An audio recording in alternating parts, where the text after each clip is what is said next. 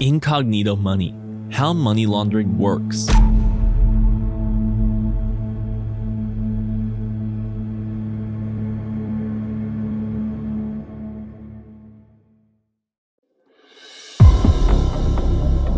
When criminals come into ill-gotten wealth, they find creative ways to stay on the right side of the law. If they just deposit that money into a bank account, the federal authorities will be at their door knocking. So by using the money laundering process, they purge the dirty money of its illicit roots. Over time, hiding large amounts of illegal funds have taken its toll. The feds have uncovered lots of money laundering operations, while the perpetrators keep finding new ways to launder dirty money.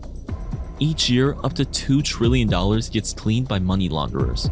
The authorities are aware of a great number of money laundering methods, and there are undoubtedly a great number more that are yet to be discovered. So in this video, we'll go a little more into detail on how money laundering works. Stay tuned and remember to hit the like button, subscribe to the channel, and hit the notification bell to get updated whenever there's a new video on the channel.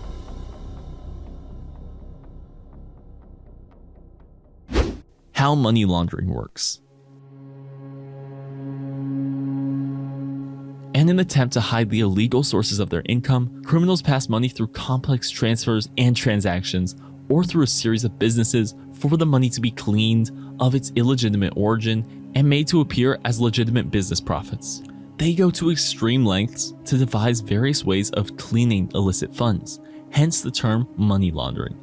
Criminal activities generate large amounts of illegal funds which cannot be explained or hidden. These illegal funds are disguised as being legitimately obtained so that it can be accessed without detection and reprisal from relevant authorities. Each year, money laundering operations run into trillions of dollars nationwide, and its activities exert a substantial impact on major national economies. For instance, terrorism financiers use money laundering methods to fund violent acts.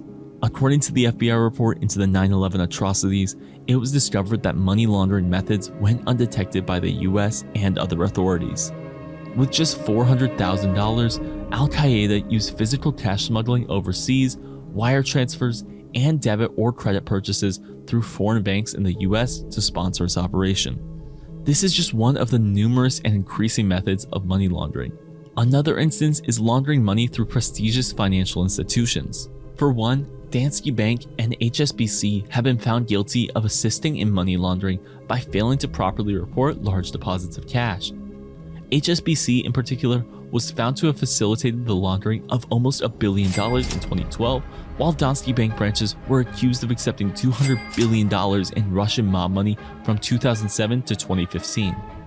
Organized criminal enterprises use companies and businesses to conceal huge amounts of illegal funds in order to avoid investigations by legal authorities.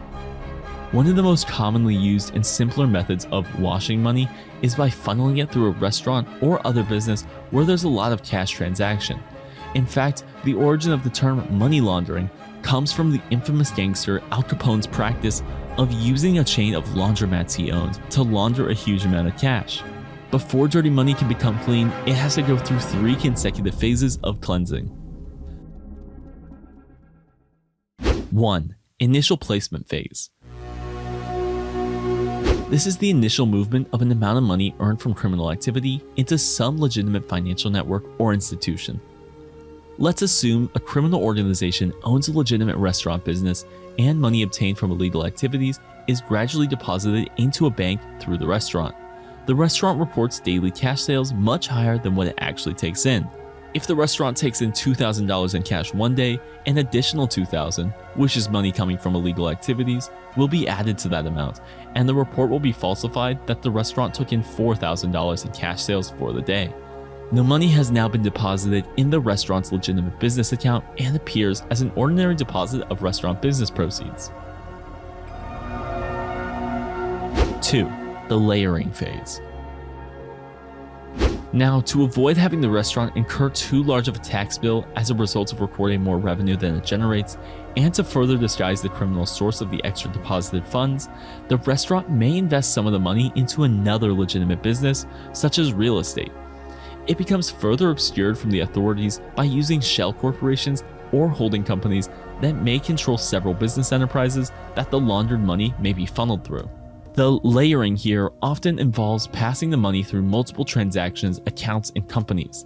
It may pass through a casino to be disguised as gambling winnings, go through one or more foreign currency exchanges, be invested in the financial markets, and ultimately be transferred to accounts in offshore tax havens where banking transactions are subject to much less scrutiny and regulation.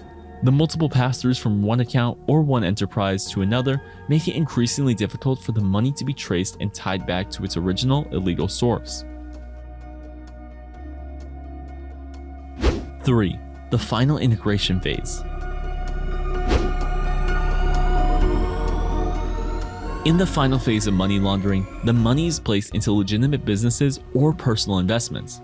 It may be used to purchase high-end luxury goods such as jewelry or flashy cars, or it may even be used to create yet another business entity through which future amounts of illegal cash will be laundered. The effects of money laundering. There are many organizations trying to curb the problem of money laundering. In the United States alone, the Department of Justice, the State Department, the FBI, the IRS, and the Drug Enforcement Agency all have divisions investigating money laundering and the underlying financial structures that make it work. When these authorities interrupt a laundering scheme, it pays off tremendously, leading to arrests, dirty money, and property seizures, and sometimes the dismantling of a criminal operation. However, most money laundering schemes go unnoticed, causing serious damage on a large scale. From a socio-cultural point of view, successfully laundering money means that crime does pay.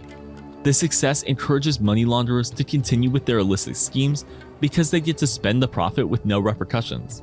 This means more fraud, more drugs on the street, and more drug-related crime, law enforcement resources stretched beyond their means, and a general loss of morale on the part of the legitimate business people who don't want to break the law and don't make nearly the profits that criminals do. Another effect on a local scale relates to taxation and small business competition. Laundered money is usually untaxed, meaning the rest of us have to ultimately make up that loss in tax revenue. Also, legitimate small businesses can't compete with money laundering front businesses that can afford to sell its product for cheaper because their primary purpose is to clean money, not turn a profit. They have so much cash coming in that they might even sell a product or service below cost. Shockingly, predominant figures have also been found guilty of money laundering. Paul Manafort, who once served as President Trump's campaign chairman, was found guilty on 8 counts of tax and bank fraud, and also faced money laundering charges garnering millions of dollars from the former Ukrainian president, Viktor Yanukovych. Rather than declare these earnings to the IRS and turn over the taxes due, Manafort placed them in offshore accounts and then used them to buy expensive real estate in the US. Once he owned the properties, he then used them as collateral to take out millions of dollars in loans from US banks, and since the money was in the form of loans rather than income, he wasn't obligated to pay taxes on it. Classic real estate bait and switch mode of cleaning cash. Paul was sentenced to a total of 7.5 years in prison for conspiracy and fraud. Money laundering is an ancient felonious practice, and Manafort is hardly the first political figure to get himself mixed up in it. We've come to the end of the video. If you stayed till this point, that means that you found this content interesting. Tell us what you think in the comment section below and support us by hitting the like button. Also, subscribe to the channel and hit the notification bell so you're notified whenever we upload valuable content like this. Thank you for your time, and until next time, stay inspired.